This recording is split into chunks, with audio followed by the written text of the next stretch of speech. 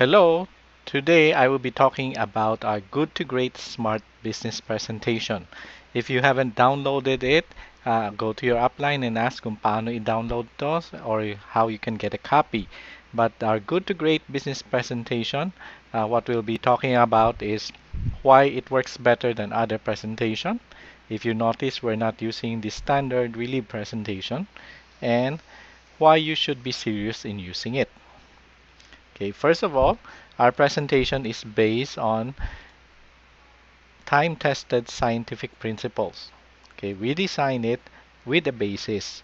The other is it's because it's designed to answer all basic objections. So usually after the presentation, wala nang objections. Okay? Now, ano yung principle that we use? We use the book Influencer, no? When I read this book, it changed my life.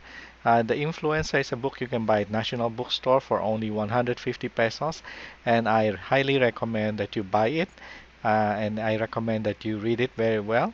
It has the power to change everything. It changed my life. It also helped me to lose weight. It also changed our how we deal with cancer and so many things in life, no? And definitely it changed how we do presentation. Ano ba yung libro na ito? The authors track the world's greatest influencer. Ano yung mga ginawa nila? Observe how they influence their constituent and broken down the process to 6 influencing factor. Now, ano itong 6 influencing factor? I think you will understand it better if you watch the movie. What you're about to see is real. Real kids doing real things. Just thought you should know. My name's Hiram Grenny, and I was there for the whole thing.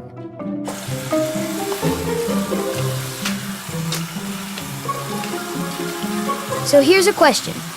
What does it take to get people to change? And I'm not talking about their socks and underwear, but change behavior, especially when it's hard.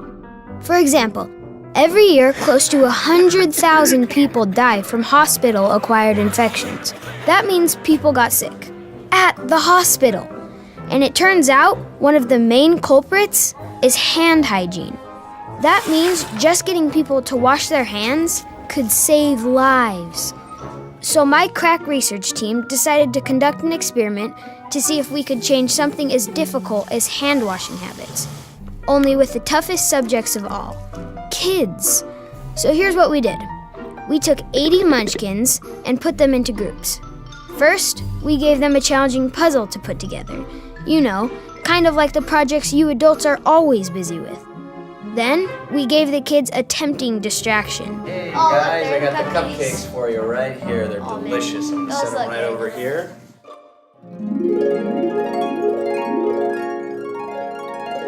Once I see that you guys have put the whole puzzle together correctly, I'll raise my flag, just like this, and then I'll blow my whistle. Okay, and when I do that, you guys can all go and get your cupcake. So what would it take to get these kids to wash their hands? How about a good reason? So one thing you guys should know, there was a sick kid in here playing with the puzzle pieces. He had a runny nose and coughed a lot, so there's probably a lot of germs on everything. But there's hand sanitizer over there on the table that you can use to wash up. Okay, which will win out? Delicious frosted cupcakes or the fear of the typhoid toddler? Let's watch. They finished their task, and look, if the threat of one sick kid wasn't enough, just look at all the new germs popping up. So with all those good reasons to wash, what do you think they'll do? Okay, so that was a colossal failure. Now what? Well, at this point, most adults would quit. That's why you just keep changing the year on those New Year's resolutions. With the next group of kids, I changed the environment by moving the hand sanitizer closer, and then put up a visual cue.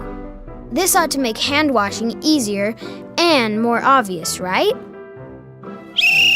And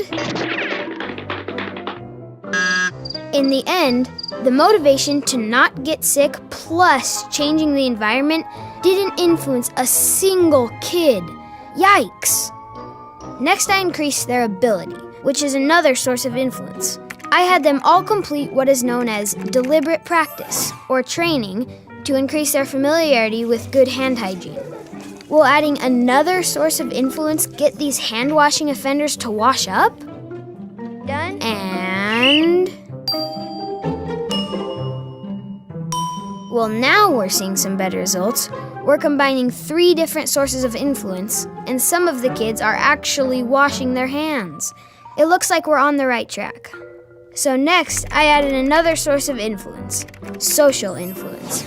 What if somebody spoke up and said something? What would happen if their bosses were in the room with them?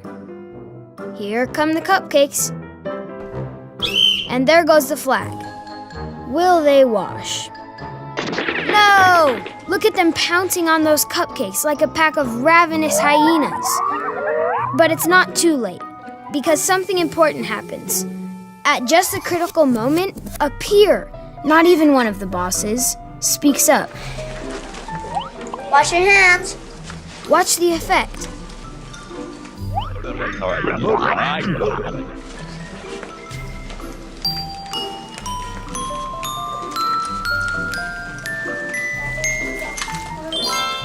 Success at last! So social motivation obviously made a difference. But was it the only thing that mattered? What about our other sources of influence? Here's what my kids had to say. The sign. I was walking over to get my cupcake, but then someone said, wash your hands, because this boy had the sniffles in here. So what's the point? We often underwhelm overwhelming problems. We try a couple of things, and when they don't work, we give up. But my dad and his colleagues discovered the secret to overcoming tough problems. You need to combine at least 4, preferably more, sources of influence. And it doesn't matter if you try it with kids or hospitals, at the office, or even at home. If you use 4 or more sources of influence, your chances for success go up 10 times. 10 times! So there it is. The key to changing almost anything is to marshal the power of at least 4 or more sources of influence, but preferably all 6. And heaven knows, we need it.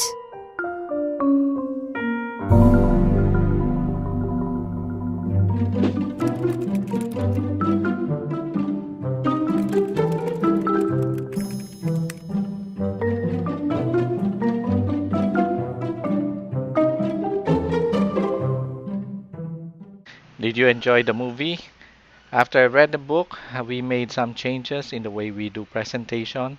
One of those changes is we remove unnecessary slides. Yung mga hindi kailangan, tinanggal namin. We focus on answering people's basic question. We added testimonial slides and videos, whereas before, live dapat ang testimony. We added scientific proof and third-party proof. Then we included the Bantay Bata video, and we included shake sampling as a standard. Now, as a result of these changes, ito yung nangyari. We experienced 1:2 conversion on one-on-one appointment as opposed to 1:5 before. And 75% conversion or 3:4 conversion from group presentation as opposed to 1:3 before. Now that is why our shake party or presentation is the most effective presentation right now because of its high conversion. Whereas compared to before, what we experienced was low conversion rate. Nilalangaw yung presentation namin. And when people get good result, we are usually surprised because they usually end up trying other products. Okay, and that's because we educated them on supplementation but failed to educate them on the difference between our products and the product of our competitor. Now, because our presentation works, why would you use any other presentation? And because it works, why you should seriously learn to present it. Our presentation is actually based on 7 common objections, and these are: I don't like sales, I don't like network marketing. Do you encounter this in real life? What is the product about? How is it different from other products and its competitive advantages? Is it expensive? Are there side effects? And if it's so good, why don't I see it in the drugstore or market? Now, because we answered all these 7 common objections, after the presentation, usually we have no more objections. Okay. Now I will go into more detail on how we do the presentation and how we deal with these 7 objections in the other movie that we will be presenting. So thank you very much.